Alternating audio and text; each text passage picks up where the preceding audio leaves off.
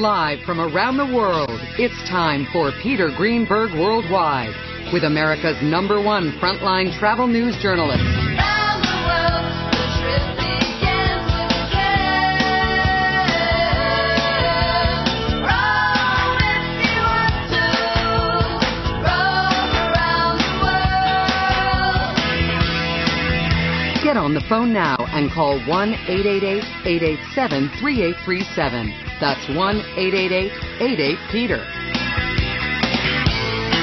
And now, the man who travels over 400,000 miles each year, the travel detective, Peter Greenberg. And welcome aboard another edition of Peter Greenberg Worldwide. In fact, our first show for 2013. Hard to believe, but we have another year. And let me tell you where we are, because literally starting the new year, we start right back in a very familiar location for many of you. 40 degrees, 42 minutes north, 74 degrees, 0 minutes west. We're coming to you from New York City, and in particular, way downtown near Wall Street. In fact, we're coming to you from the oldest restaurant in America, Delmonico's. You can also follow me on Twitter. Our handle is @PeterSGreenberg, and on Facebook, it's facebook.com/Peter Greenberg. Lots of stuff in the news to start the new year, and let's talk about the fact that we really went through 2012 without a major airline fatality in the United States. Remarkable. Completing another year of nearly flawless safety. However, let me remind everybody that the absence of an accident can never presume the presence of safety. And in particular, just really at the start of this week, the Federal Aviation Administration issued an airworthiness directive about 737s. Let me tell you what an airworthiness directive is before I tell you what they did. An airworthiness directive, there are three different kinds. One is basically a service bulletin that says, well, you know what, guys, we discovered a problem on your plane or on this particular type of plane, and when you get around to it, it would be great. It would be a really wonderful idea if you fixed it. And there's no deadline set or anything like that. The second airworthiness directive has a much more particular deadline. It says, we discovered a problem on the plane. We think it's pretty serious, and we'd like you to fix it. We'd like you to fix it by a certain date.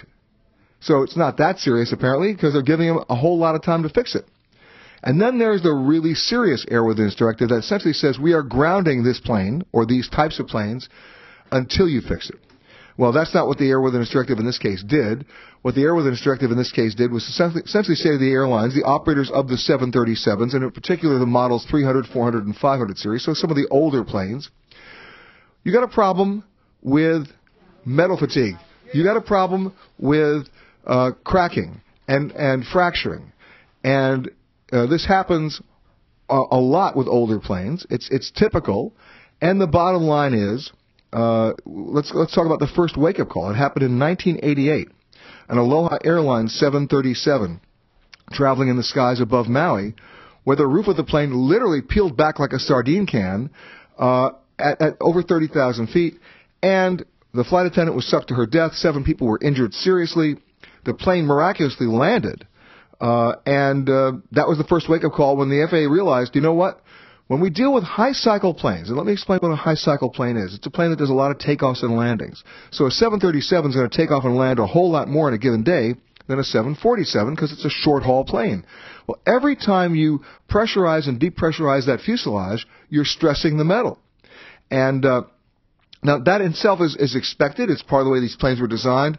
But that means you need to inspect it more because you could get fatigue cracks and then fatigue failures resulting in a catastrophic destruction of the fuselage and everybody dies.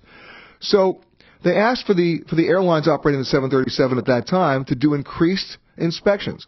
Not just visual inspections, because sometimes you can't see the cracks with the naked eye. It's got to be done electromagnetically. And that's exactly what happened. And they did that. And it worked out pretty well. But here's the interesting thing about that. The interesting thing about that is, wasn't enough. In 2009, you may remember the Southwest Airlines plane that was flying from Baltimore to Nashville, or actually between Nashville and Baltimore, made an emergency landing in Charleston, West Virginia. Why? A hole opened up on the roof. The skin started peeling back. In 2011, another Southwest Airlines plane going between Phoenix and Sacramento, Flight 812, another hole in the roof. They made an emergency landing in Yuma, Arizona. And in these cases, when they investigated the planes, what did they discover? And this is not a surprise. One of the Southwest planes had already 42,000 cycles. Now, that in itself is not a problem. There's still DC-3s out there that are not going to be a problem that I'd fly in a heartbeat. The question is the maintenance, the oversight of that maintenance, and how often are you going to do it? The Boeing 737 has been flying, I'm feeling old now, for 45 years. It's America's most popular aircraft type. In fact, nearly 10,000 have been built. Boeing is still building them, and in fact intends to build about between 30 and 42 a month through the year 2014. It's a very popular plane. It's a workhorse.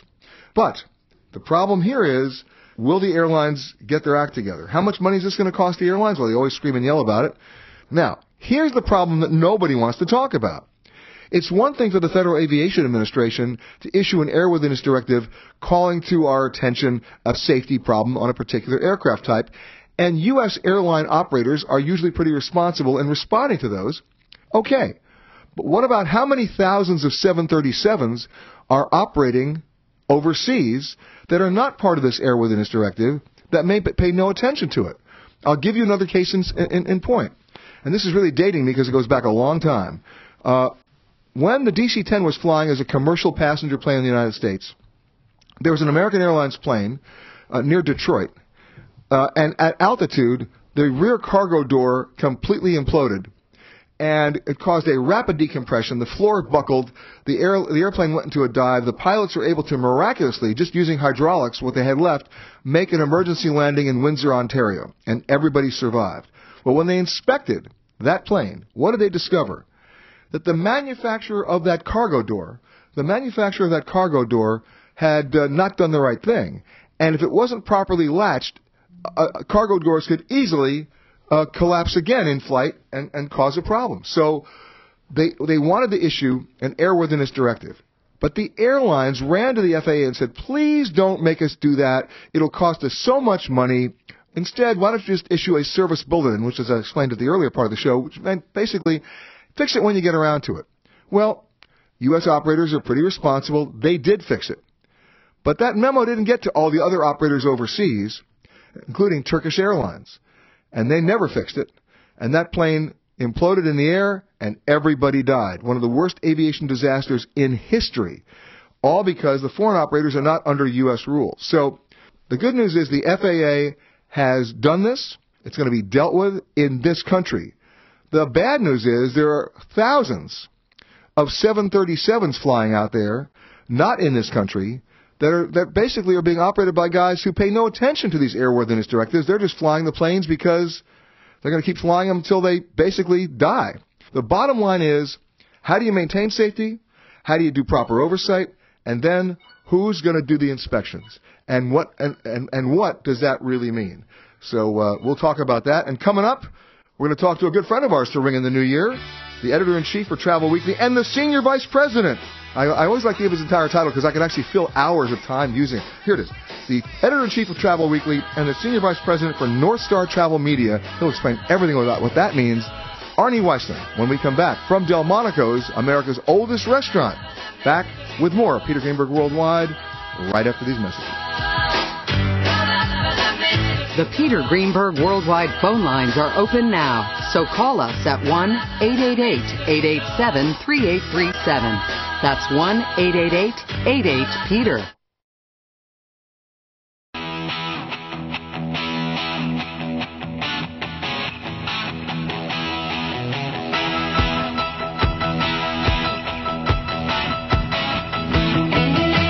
Got a travel question or comment? Need advice? Jump on board now by calling the show at 1-888-88-PETER.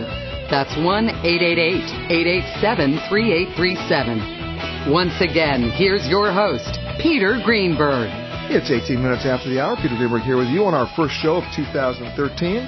Coming to you from the iconic, legendary, and quite historic Delmonico's restaurant. In fact, America's oldest restaurant, opened. I mean, when you talk about the restaurant business, it's the most ephemeral, transient business you can think about. Every guy, and I'm one of those included in that, always had a fantasy of, I'd love to have my own restaurant. Well, that's why it's called a fantasy, because the failure rate for restaurants is unprecedented and historic. Well, talk about unprecedented and historic. Delmonico's opened in 1837. Unbelievable. Just amazing place. and still going. It even survived Hurricane Sandy. We'll talk about that as well. Joining me now, good friend of the show, a regular on our show, and I can't wait to read his title to you again, Editor-in-Chief for Travel Weekly and the Senior Vice President of North Star Travel Media, a guy who travels as much, if not more than I do, Arnie Weisman. How are you, Arnie? Happy New Year. Well, thank you. Happy New Year to you too, Peter. Everybody's always asking guys like us at this time of the year, okay, what are your prognostications? What are your predictions? What do you see on the horizon? And the problem is, at least for me, I don't see a lot of good news. I see more capacity cuts in the airlines. Obviously, we're on the verge of a possible merger between U.S. Air and American Airlines, or at least the announcement of an attempt at a merger. We've seen airlines fail. We've seen commuter airlines go out of business. We've seen cities either losing some airline service or losing all airline service. So with that as a wonderful introduction, Arnie, what do you see? Well, actually, I think whether it's going to be a good year or a bad year depends, of course, who you are and where you sit, whether you're a consumer, whether you're a stockholder. A stockholder, exactly. I spent the last couple of weeks actually sort of speed dating CEOs in the travel industry. I did a series. Well, you can do that because they don't last that long anyway. I did nine interviews in about a week and a half with the CEOs of Delta Airlines, Four Seasons, Royal Caribbean International, Hertz, Viking River Cruises, some other not quite as large but significant companies. And what I found, to my surprise in some ways, was optimism. There was only one. Optimism in terms of profit.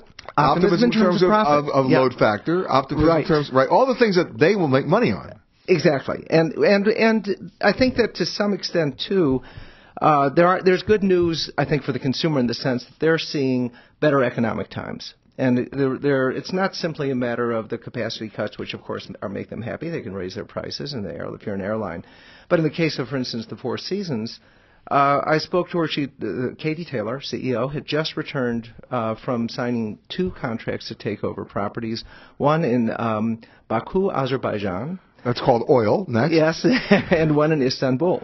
Okay. And it's been a while since Istanbul is interesting because Four Seasons already has 2 hotels in Istanbul. Yeah. No, she loves Istanbul. No kidding. By the way. Yeah. But obviously there's a business reason for that. And there's we look sometimes at the economy, we look at our economy, we don't realize that there are things going on around the world that are good for certainly American companies, certainly for large global companies. One example that really surprised me was I talked to Mark Versora, who's the CEO of Hertz. And one thing he's very excited about is that China, in order to control its expected traffic growth and jams, is going to officially discourage car ownership and encourage rentals. And they are. And so, if you're Hertz, of course you're going to love that. If you are Hertz, you are ecstatic about that news. So there's a number of things going on globally that make a lot of these executives very, very happy. And then there's also there's an area that I suppose is perhaps in some ways the brightest light in the leisure travel industry, and that is riverboat cruising. Yeah, that's huge. I mean, I was on one of the riverboats earlier this year on Viking, and they christened 4 ships in one day. I mean, and then he just ordered another, 12? I mean, yeah, there's 8 coming. There's going to be 8 in a day in March. Yeah. And then they've got 8 in one day. Yeah. And they've got more. Have they just discovered there are rivers? I mean, what's going on? Well, it's interesting because, and this is very much an American passenger phenomenon. The German from Dusseldorf is not really excited about going down the Rhine, but right now the Americans just can't get enough of it. Tor Hagen, who's the CEO of Viking, told me he was 80% sold for 2013. That's amazing. I was talking to a friend of mine who called me in desperation because he had booked, and this is all multi-generational travel, he had booked a cruise for his wife, his kids, his grandkids, and at the last second, one of the grandkids was able to go on the cruise, and they said, we'd like to add him to the cruise. Can't do it. The ship was literally at its full capacity. They could not add another person because it would have exceeded the lifeboat stats. They couldn't do it, right? When was the last time we heard about that, where you couldn't add a single person to the ship? So the question really is going to be when is this going to come to America in a big way? Because a Mississippi riverboat cruising started again just this past year. Yeah, but I think it gets down to cost. Because if you're going to cruise a ship on the Mississippi River, you're under U.S. maritime law. with unions, with different rules play, and remember, Even where the ship is built. Even where the ship is built, exactly. And the senator from Hawaii, who just recently passed away, Daniel Inouye, was responsible for allowing an amendment to be passed in the Congress and signed, giving Norwegian cruise lines an exemption to that rule, the Jones Act, right, allowing them to cruise through the U.S. Hawaiian Islands without having to stop in a foreign port. But they still had to crew the ship with U.S. employees, and that's what cost them $100 million. Yeah. And they basically almost pulled out of the whole market. Right. They went down from 3 ships to 1. And, Yeah. and there was some question, initially, too, about the service ethic of Americans versus... There's no question. Excuse me a second. There is no question whatsoever. If I have a choice of going to a restaurant in Bangkok or a restaurant anywhere else in the world other than the U.S., which is another issue, right? Or anything that serves, a hotel. I mean, can you find a bad hotel in Thailand? I can't, because it's the people, right? So we want to talk about the service ethic. There's a reason why people always love cruise lines where they have foreigners working on the ship, Yeah. because they still look at it as a profession. Yeah.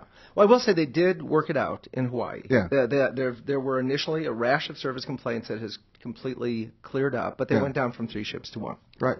All right, so river cruising coming back big. River cruising come back strong. But wait a minute, hotel rates going up. Hotel rates going up, airline rates, particularly overseas, going up. The airlines, if you see that you mentioned the possible merger between U.S. Airways and American, the CEO of Delta says he thinks it's very logical that it will happen, and that he does expect it to the happen. CEO of Delta just made a big deal to buy 49% of Virgin Atlantic. Yes, yeah. I mean, logical. He's doing the same thing. Yeah, no, it's about consolidation, and all these people believe consolidation is very, very good. It's very good for them, certainly. It's very, very good for them. You circle the wagons, you cut capacity, and then you charge whatever you want to charge. Right. And wow, it's called antitrust, but why go there? Why go there?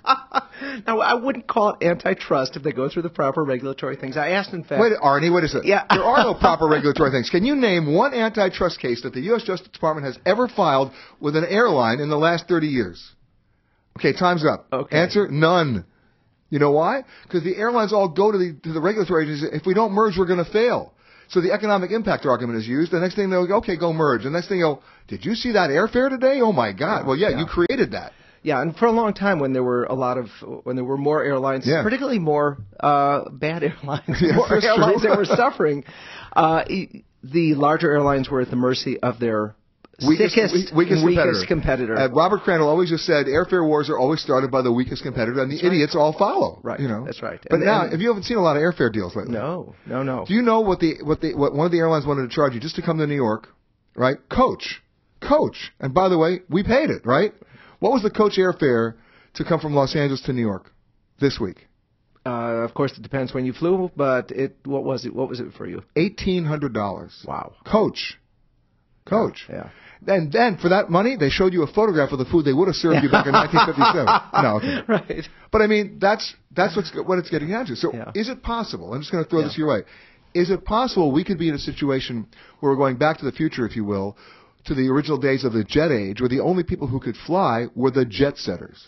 Well, I think what we're right now getting, for years we, in a sense, had somewhat of a subsidy flying, because it's true the airfares were great for us as consumers, airlines weren't making a profit. I think you know that in the entire history of commercial aviation, you add up all the profit, all the loss. Nobody made a thing. Since the Wright brothers, nobody has made a dollar. Exactly. So in a way, you could look at that we were enjoying a subsidy from the airlines. Right now we're not. But we are enjoying a subsidy for hotels, particularly in Europe. And so the real question is when all these subsidies end. In other words, if I've got a 300-room hotel in Europe, I am at the mercy of the tour operators right now, because the airlines have capacity. They've got to fill the rooms, so they are going to let them go. When you're going into a hotel in Europe, not every hotel, obviously. Hold on to that thought. I want to talk about subsidies in hotels in Europe, because we all talk about the euro as well. So we'll come back with Arnie Weissman. I'm not even going to give you your entire title, but he's the editor-in-chief of Travel Weekly. When we come back to Delmonico's restaurant right here in New York, back with more Peter Greenberg Worldwide right after this, and there'll be no subsidy for this call.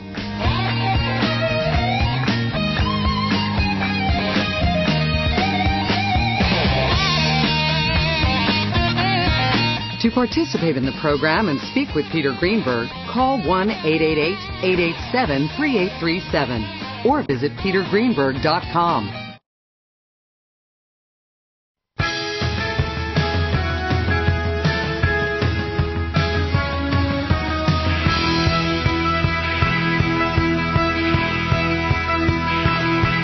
The Peter Greenberg Worldwide phone lines are open now.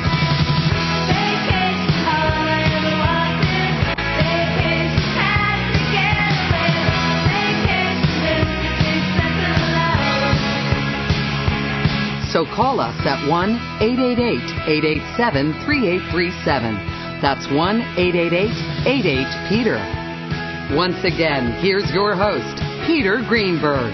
And we're back at 33 minutes after the hour. Peter Greenberg here with you from Delmonico's in New York, one of the most iconic restaurants you can find. In fact, America's oldest restaurant. Lots of history here. We'll be talking about that a little bit later in the show. We've been talking with Arnie Weissman, the editor-in-chief for Travel Weekly, about his predictions for travel in the year 2013.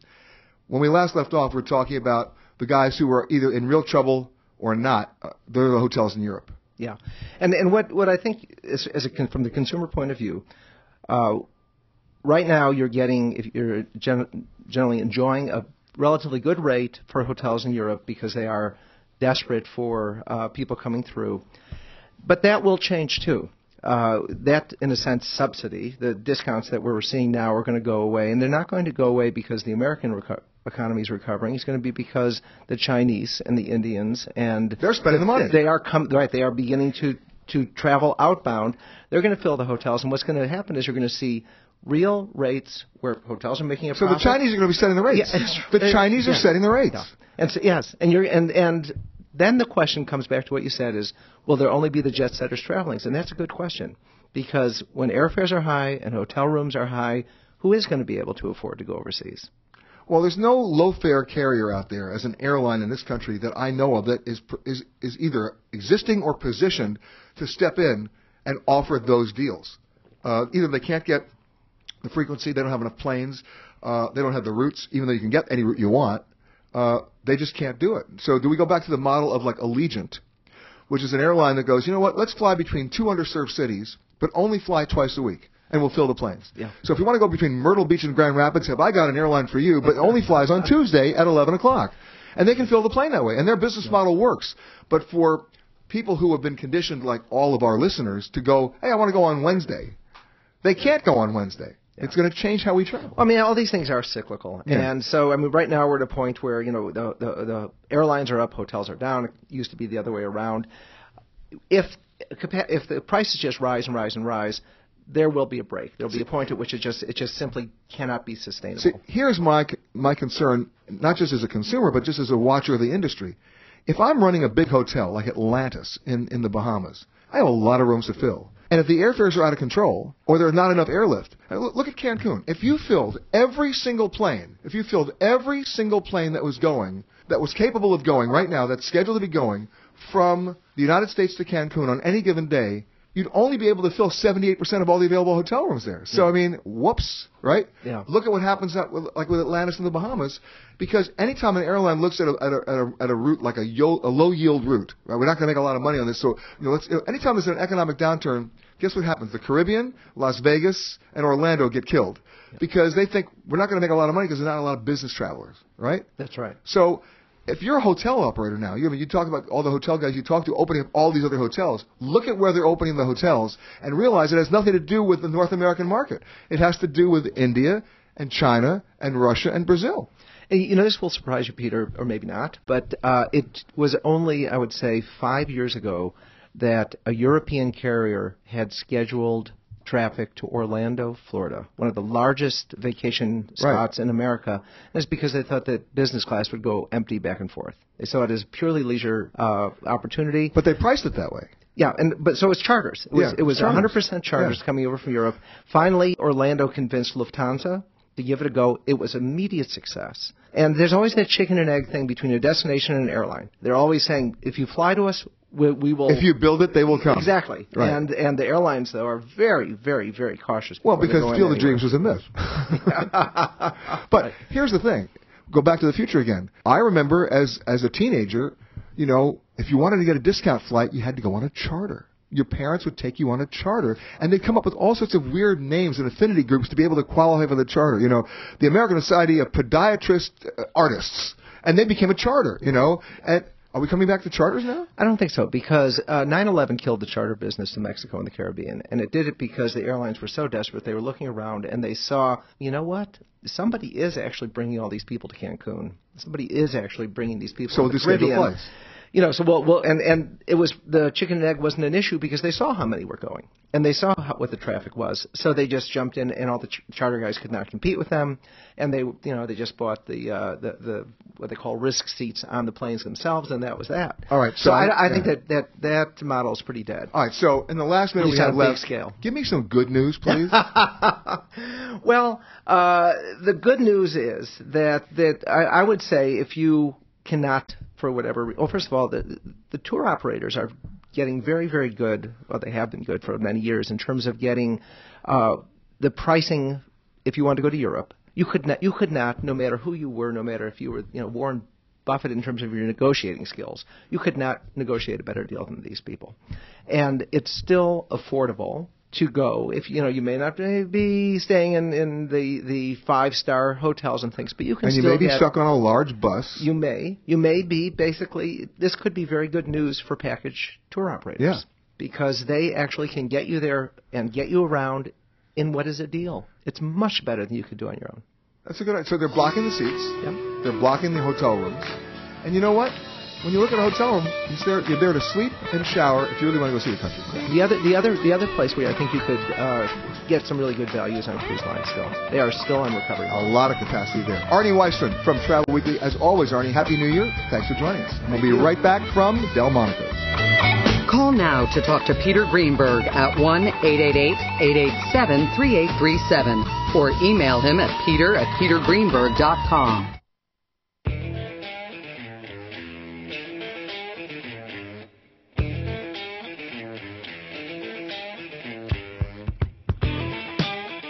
This segment of Peter Greenberg Worldwide is proudly brought to you by MedJet Assist. If you're injured or hospitalized while traveling, MedJet Assist will arrange medical transportation directly to the hospital of your choice. Travel safely and be smart. Get MedJet Assist. Take trips, not chances.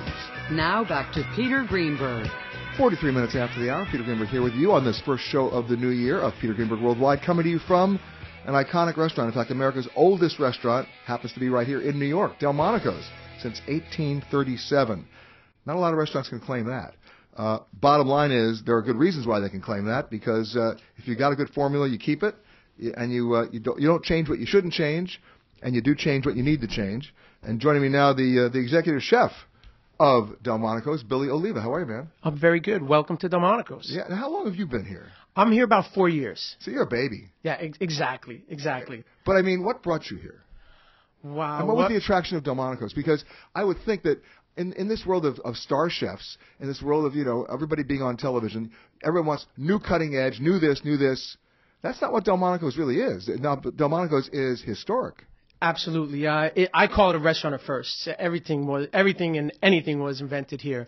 Well, the one thing I remember, of course, is the steak, the Delmonico steak. Explain what that is. Well, the Delmonico steak here is a boneless 20-ounce 40-day aged ribeye. 20 ounce. 20 ounce. So basically you need a stretcher when you leave. Well, I like to think not, but yeah, it's a big steak. It's a big steak. Now, the other dish that I never knew you guys were really involved with, because you used to see them every meal on a cruise ship, right? Baked Alaska. Baked Alaska, absolutely.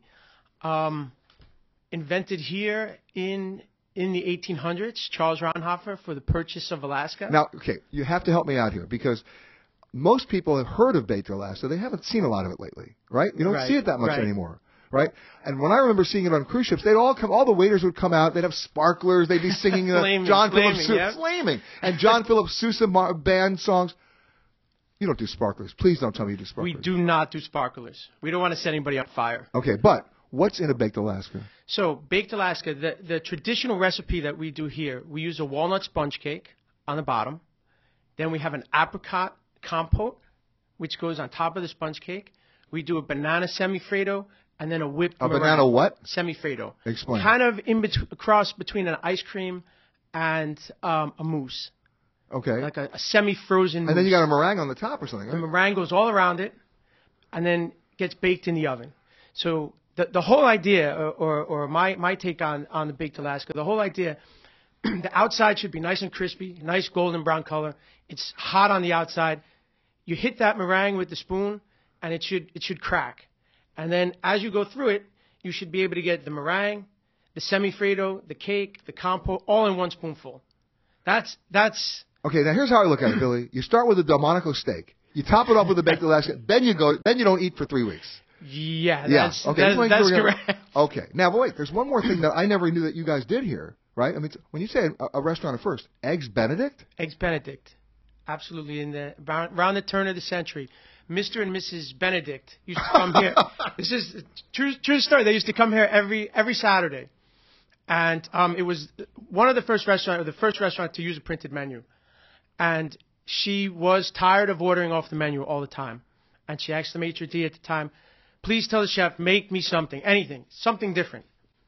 And he made the Eggs Benedict, and they loved it, and that's where the name came from. Now, you realize we have a pattern here. Between the steak and the baked Alaska and the Eggs Benedict, I'm checking into a clinic now. Oh, my God. Just watch the cholesterol. This is a cholesterol parade. Absolutely. But wait, we're not done yet, right? Because we got one more that you guys started. Lobster Newburg? Lobster Newburg. Absolutely. Yep. No cream in that. Just a little. Yeah. Just a little. Unbelievable. We've kind of lightened it up.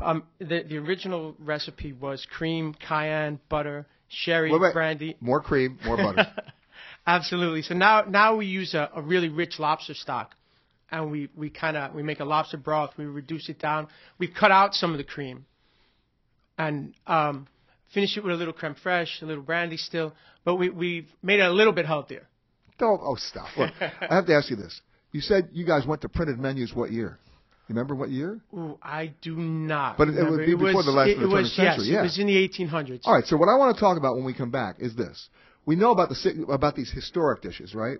What I want to know is what's still on the menu from 1837, okay, right? What's never changed. And then, since you've been here 4 years, you've been doing a little experimenting. I want to know what your signature dish is, because that might just, make it your signature dish, meaning it's something my piece of history. Yeah, without butter, without cream, you with me on this? I got you. Wow, who knew? Delmonico steak, baked Alaska, Eggs Benedict, and Lobster Newburg right here since 1837. But everybody else out there takes credit for it. But you know what? We'll give the credit today. All right? Back with more with Billy Oliva right after this. The Peter Greenberg Worldwide phone lines are open now, so call us at 1-888-88-PETER. That's 1-888-887-3837.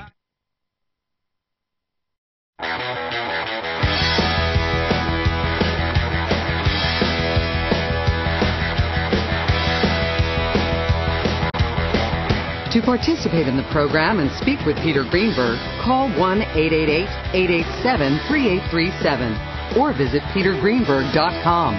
Now back to Peter Greenberg Worldwide. 52 minutes after the hour, Peter Greenberg here on the first show of 2013 of Peter Greenberg Worldwide. We've been talking to Billy Oliva, the executive chef of Delmonico's. When we talk about an iconic restaurant, we're not kidding. Imagine a place, first of all, one of the first restaurants ever that had a printed menu. Think about that. We've come to expect that everywhere now. And some of the items on that menu have been around since 1837. In fact, they invented them. Baked Alaska, Lobster Newburg, the Delmonico steak. And chicken a la Keen is another one. What is chicken a la Keen? Chicken a la Keen. Okay, Mr. and Mrs. Keen came into the restaurant. No, come on, what? It's a chicken dish that is named after Mr. Keen. Of course, there we go. Okay. That was Charles Reinhofer, who was the chef back in the 1800s. That was one of his things. He liked to name dishes after customers, and that's. And by the way, that name recognition is great branding and great marketing because people love being able to do that, right? Absolutely. We talk about the Carnegie Deli or the Stage Delicatessen, which just closed here in New York. Yeah. Everybody had a sandwich named after them, but it started here. All right, now, speaking of that, Billy, you've been here 4 years. What's your signature dish? Wow. I'll do it. What have you added to the menu that nobody could believe would be at Delmonico's after all this time? Well, we do a lot of raw fish now. We do some raw hamachi. We do raw tuna. Thing that I like to say I added to Delmonico's is the menu changes very frequently now. It changes often. we have a halibut dish with farro, a farro risotto, which is a whole grain. So we've lightened it up a little bit, and now we're sourcing products locally. We're sourcing products from Long Island. We're sourcing products from Connecticut, New Jersey, which I like to say that I brought here back in the 80s, back before my time. People just kind of went with what they knew, and it was heavy, and like you mentioned, cream. We've lightened a lot of stuff up. That's what I like to say I brought to Delmonico's. When we talk about things that started here, not just the menu items, I mean, you were the first restaurant to allow women to dine here. Allow women to dine, allow women to... we were the first restaurant to hire a woman cashier as well. Wow. Okay, but wait. First, tablecloths. Tablecloths, who knew? Yep. Right? Own your own private table. Back in the 1800s, everybody kind of sat at a communal table. Now, you also just went through a bit of a problem with Sandy. We did. Tell me what happened. We did. Well, it's a big restaurant. We have 2 floors. We had about 5.5 feet of water in the basement. Ooh. Yeah, so we were shut down for about 3 weeks. Hey, Lower Manhattan means exactly that. Yeah, Lower Manhattan. There were cars. I was down here the day after. There were cars floating around. Wow. So you were closed. You had to be closed. We were closed for about just about 3 weeks. And what was destroyed? We have the downstairs party rooms, which were recently renovated the year before. Oh boy. Everything destroyed, right down to the bare brick. All my production kitchens were destroyed. Oh, your prep kitchens. Yeah. The main kitchen on the second floor was fine. Everything on the second floor was fine. So everything was replaced. And you're back up now. We're back up. Party rooms opened the first week of December. Wow. We had a lot of people doing a lot of work around the clock to get us back. Exactly. So, I mean, but you weren't alone down here. This whole place got nailed down here. Yeah, some of the buildings, a lot of the office buildings now at the moment are still not back in swing. They won't be back until February, March. Now, you were also the first restaurant, I find this interesting, to put hamburger on the menu? We didn't invent hamburger, but Right. we were the first restaurant to put it on a printed menu. Yeah, which is amazing. Now, what have you taken off the menu? Wow. We know what you put on it. What did you take off? Most of the classics stayed. Yeah. Like I said, we've lightened things up, and we've tried to bring, like, chicken alla king is a perfect example. It was noodles, mushrooms, peas, and peppers. That's the recipe. Right. And you didn't mess with that. We did mess with it. We changed it. So noodles, to me, that's a dish that you can do at home. Yeah. So we don't want you to come to Delmonico's and get something you can cook at home. So Kraft macaroni and cheese is not on the menu. Absolutely. Okay, just want to make sure, yeah. There is an Alaskan king crab mac and cheese on the menu. Ah. With smoked Gouda. Now we're talking. Yeah. All right. Yeah. Now, back in the 50s and 60s, I mean, this was a 3-martini lunch place, Absolutely. Right? That's changed. That has changed big time. So now what's the drink of choice today? Wow, we have a great wine list, and we sell a lot of wine. So I'm going to say red wine is what we sell the most of here. Yeah, red wine with that steak. Yeah, you need it. You need it. How many? 20-ounce steak? 20 ounce. Right. It's not our largest steak. Oh, no. What's the largest steak? We Hurt do me. a 46-ounce porterhouse. Does it come out with its own crane? 2. Does it come out with its own crane? That's for 2, and we do a 3-pound bone-in ribeye. It's called a Krupa steak. A 3-pound? Named after a customer that still comes here every day. And how much does he weigh? He's a big man. No kidding. Billy Oliva, the executive chef of Delmonico's. Hey, man, thank you so much for joining us. Thank you. I'm glad and you that came. music means we're out of time for this hour. For those stations leaving us, have a great rest of your weekend. For those stations sticking around, we got a whole lot more coming on Peter Greenberg Worldwide. In fact, when we come back, we're going to be joined by Courtney Scott, who's one of our regulars from Travelocity, and a few other little adventures she's been on, and reading your emails. A lot of emails have been coming in over the last couple of weeks, and we really want to get to them. So back with more Peter Greenberg Worldwide right after this.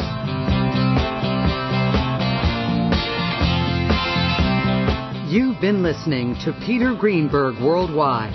Visit our website at www.petergreenberg.com.